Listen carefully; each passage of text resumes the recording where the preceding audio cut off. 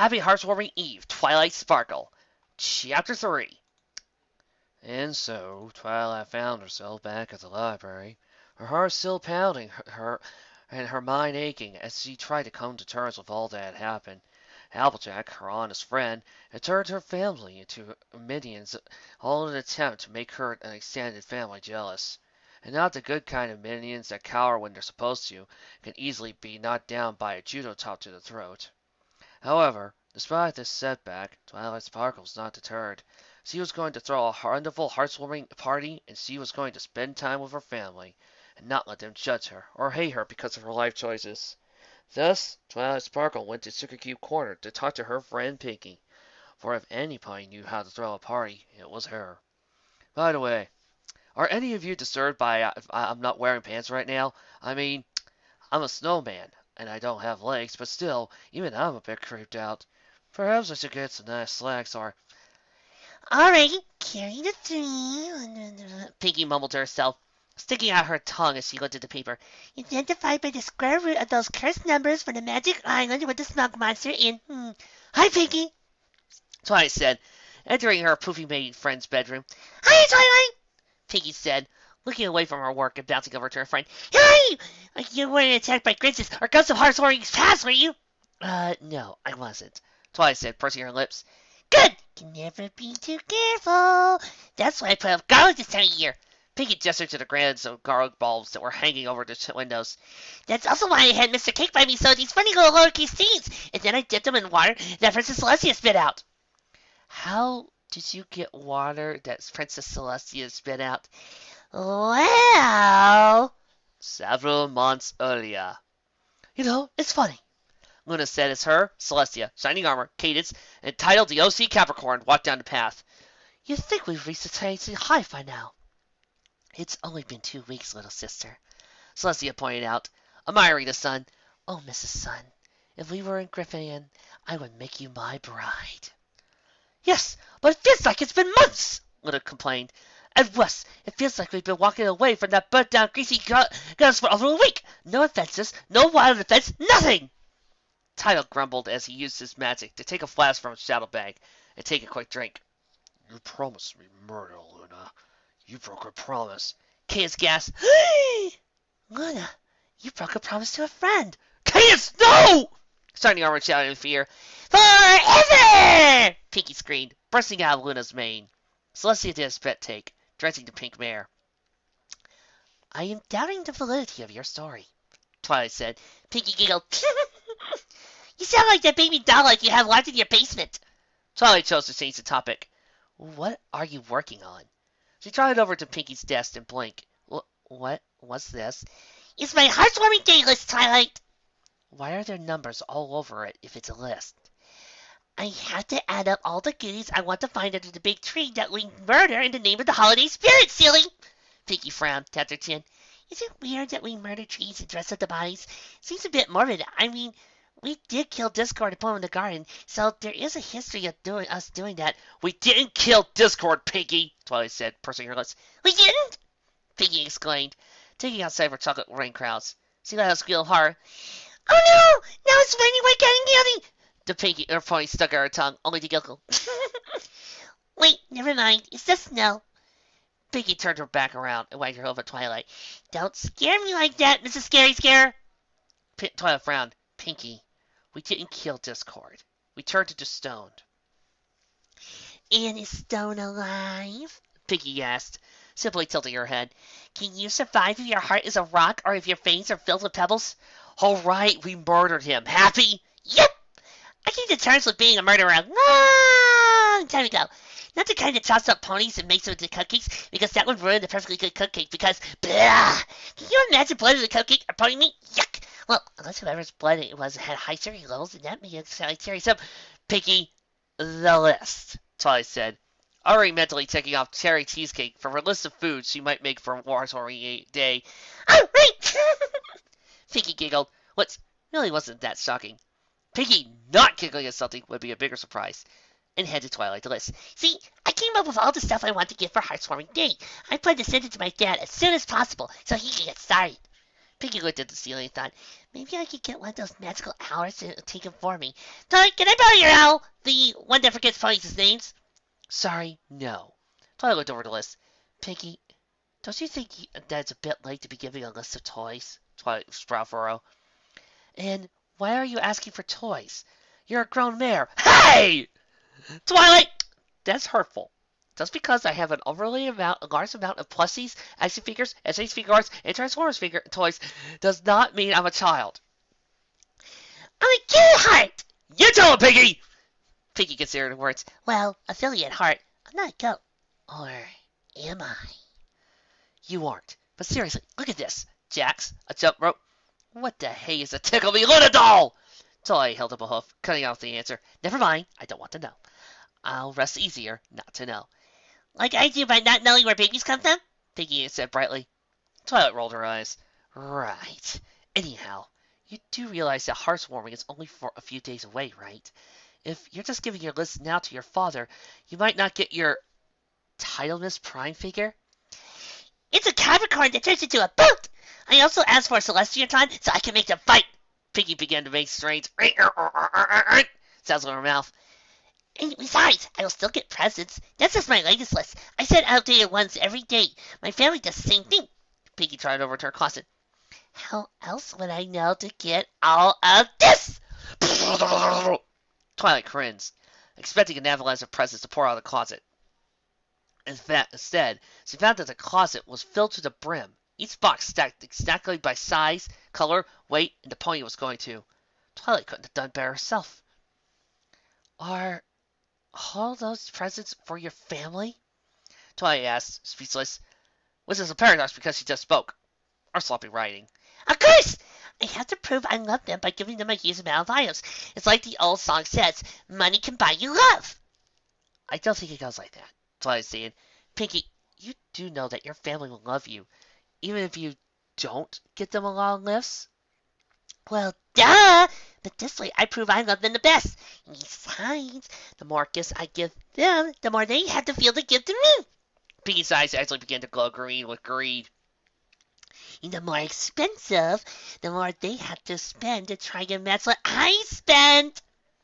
That sounds horrible. Twilight shook her head in disgust. You are using the gifts as bribes and threats to get more gifts from others.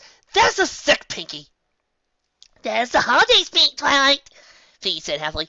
Heartwarming Eve is about getting, and that's why my motto is gimme, gimme, gimme! It used to be kill Whitey, but I don't know what that means. That's the most greedy thing I ever heard. That's the way heartwarming is. I even wrote a song about it. Do you want to hear it? No, Chocolate chips as big as rocks, and some cake I can wear like socks. It's all I really want for heartwarming this year. Well, that's not just practical. I want taffy shaped like my head, some caramel as big as my head. That's all I really want for heartwarming this year. Wow, that's a real long list, Pinky. Come on, try, I'm not done. I have more to say, and my list is another 50 pages long. Let's see. I want a blender all in pink, and a boss who doesn't drink. Hey, what is going on in here? All these happy wishes and lots of heartwarming cheer is all I really want is this year. Pinky, it sounds like you're going a bit overboard. Come on, Twilight. Every pony goes overboard. I want to tour the Manhattan coast once with my dead mama's ghost. It's all I really want for a heartwarming this year. What? A nicer quills on my bed. Oh, an angel wants a sled. It's all I really want for heartwarming this year. A place in the Wonderbolts. I don't care what my spot is, but I better get top billing every night. Doesn't this seem like too much stuff? Suck my wings, it ain't enough. So try to learn Pinky song, my dear.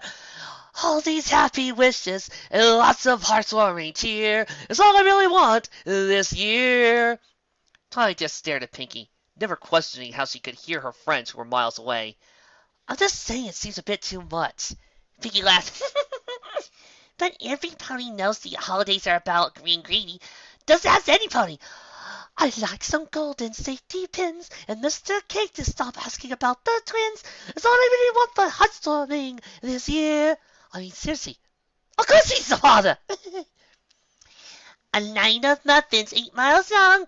Only starting order like a never song. It's all I really want for hot swarming. Is this year? Oh, hello, darling. River Song said, popping in the window. I got it! Dinky said, spraying the pony with a hose. I like it! Good girl. Filthy Ritz, wearing a shirt that says, I heart Monica.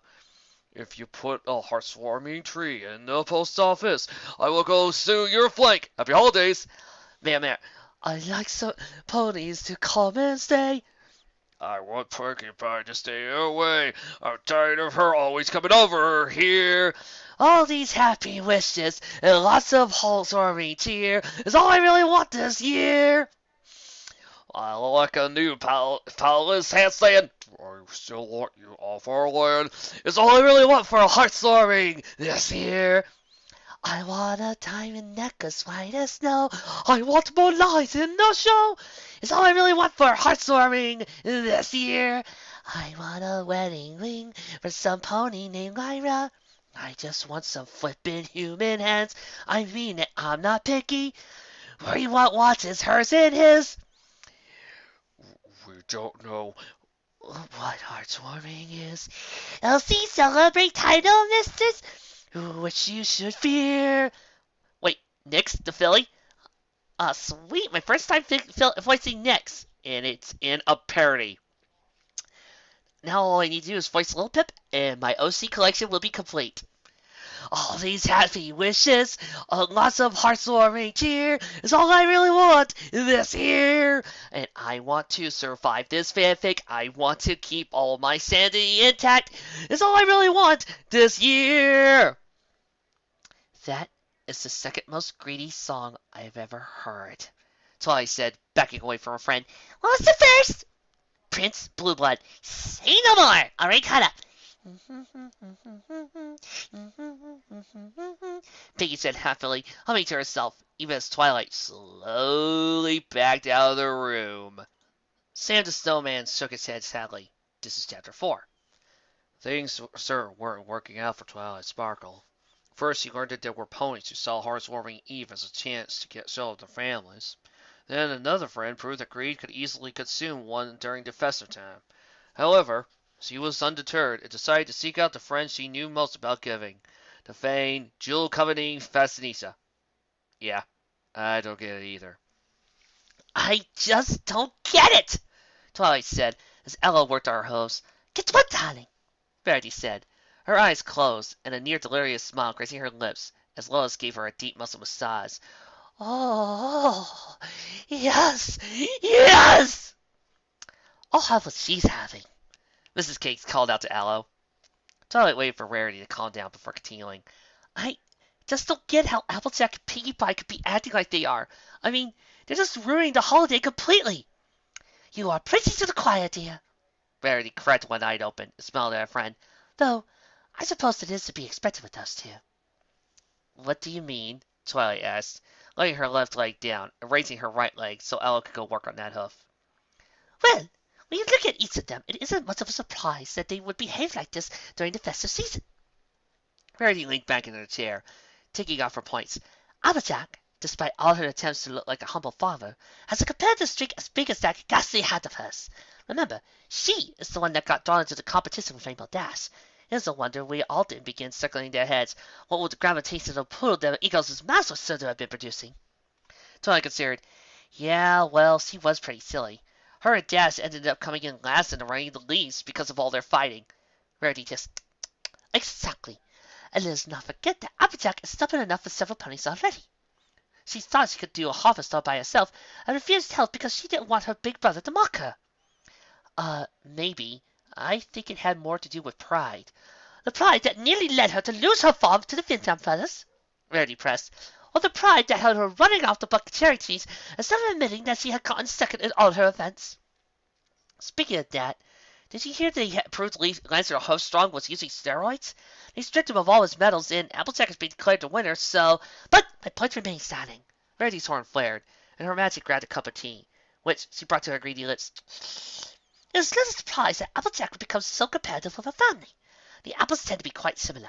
So her cousin's acting is described as a reasonable one.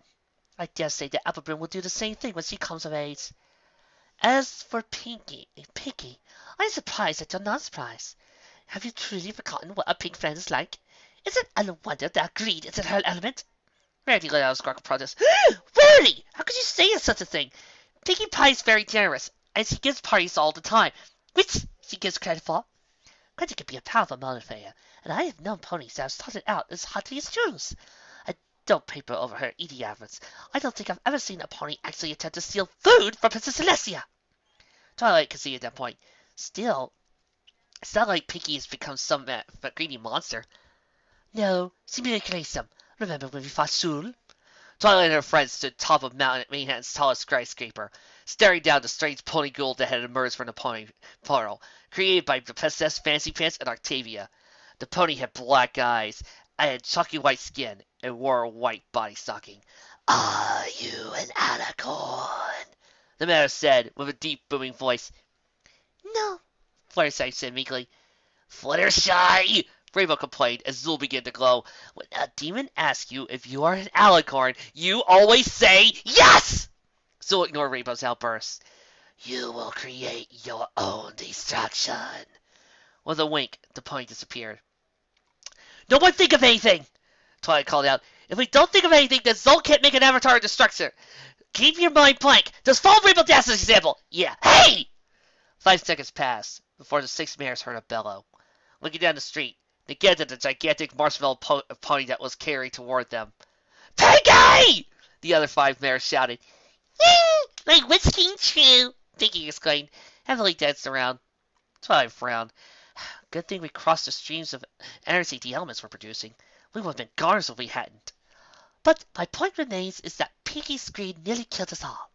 Well, that is why I'm not surprised that she would expect so many presents. It does seem no problem with wasting her money buying gifts to ensure she got more gifts.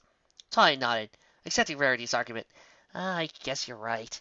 I just wish he would get into the spirit of the season. Well, you can't blame them. It is a stupid holiday. Say what now? Rarity shrugged. It's a stupid holiday. Everything about it is stupid. The only reason I celebrate it at all is that it's a possible thing to do. That's also the reason I use this accent, and I refuse to acknowledge the fact that Sleepbell is really my daughter. Wait, say that last part again, Twilight said. Housewarming Eve is a stupid holiday, Rarity told her fellow unicorn, ignoring Twilight's true question. Every pony has forgotten its true message, though I'm not surprised, as the origin of the holiday is quite dumb. Twilight's jaw dropped, which Aloe took that as a sign that the unicorn wanted a tongue waxing, and thus she ran off to get the wax. Wait, how can you say that? Hearthwarming is all about friendship and overcome differences. It's all claptrap, Twilight. I'm surprised that an educated man like yourself would believe it. Ooh, what do you mean? Twilight growled, not liking how flippantly her friend was blowing off heartwarming. Well, first off, we are celebrating it on the wrong day. When Twilight just stared at her flanking, Rarity sighed.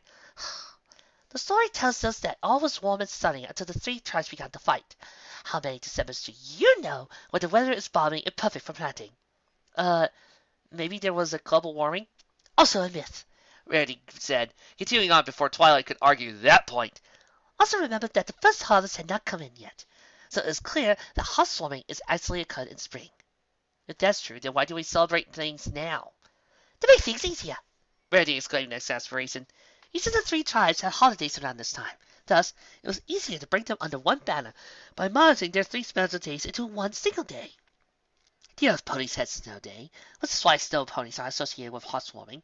The Pegasi had the Night of Needles, when they used cloud magic to bring pine trees to the clouds to create forests in the skies for one day. Thus, we have housewarming trees. And the Wendigos, which also factor into the story, were creatures that factor into unicorn myth. How do you know all this? My minor in college was ancient histories, Rarity said with a smile. It was my mother's idea. She figured that if dressmaking turned out to be a dud, then my gem-finding ability would make me a great archaeologist. That's why I originally named Sweetie Belle Swartround. That actually makes a lot of sense. Rarity preened at the comment. Why, thank you. My knowledge does become useful when I'm in the mood to do some of my more classical designs. The white unicorn trailed off, enjoying her leg massage. Twilight mulled all this new information over. Okay, so maybe they did move the holiday when it's celebrated, but the messages in the story are still meaningful. If by meaningful you mean built on lies, then yes. No, I didn't. You know what? Never mind. Twilight sunk in lower in her chair, crossing her forelegs in annoyance. What lies? Well, first off, many of the characters in the stories are composites. Chester Puddinghead was the leader of the Earth Ponies during the Exodus, but she died when she got into the river and saw her reflection. Thus she was drowning and dove in to rescue herself. She was succeeded by Chester the Smart Cookie, who was not a pony with common sense as the scenes display, but a blithering guest pony. Princess Platinum was never the ruler of the unicorns, but instead a figurehead, much like her descendant Prince Pooplat. And Commander Hurricane was male, which begs the question of why Rainbow Dash was so thrilled to play him. At Twilight's blank look, Rarity rolled her eyes. I'm saying Rainbow wishes you were a stallion. It was an insult. Oh! Rarity nodded. Secondly, and most importantly, many of the pillars of the story are built on are quite fancy. Why is there no oral history about the lands before Equestria? You'd think that we would find ancient ruins, or have relics that could be traced back to our pre-Equestria days, but no such thing exists. Yeah, but, and then there's the idea behind the war. The princesses control the moon and the sun. If Equestria was founded without them, then how did we survive? If it wouldn't, then why are they not guiding us? Twilight sighed. Fine! It's all a lie! She jabbed her hoof, which, thanks to Owl, looked absolutely fabulous! Her unicorn friend. But the message still holds true. Heartwarming Day is about friendship and love, and merchandising and consumerism in the almighty bit, Rarity said sadly. Face it, my dear, housewarming has been taken over by the toy companies and turned into an excuse to buy, buy, buy. We keep the basic elements of the holiday alive, but even then they are corrupted by the big corporations. Just look at the play last year. What about it? Twilight asked. There wasn't anything corporate about it. We put it on the Fifth Street Bank Amphitheater. The programs had ads for McKay and Wiener King printed on the back. And the costumes were donated by Coinville Carousel Boutique. And you let every pony know about it! Rarity smiled. I said it was a holiday about consumerism. Just because I don't like it doesn't mean I shouldn't profit. But that's horrible! Twilight exclaimed. You preach and whine about how bad the holiday is, but instead of stopping it, you just go along with it and actually help promote the thing you were complaining about.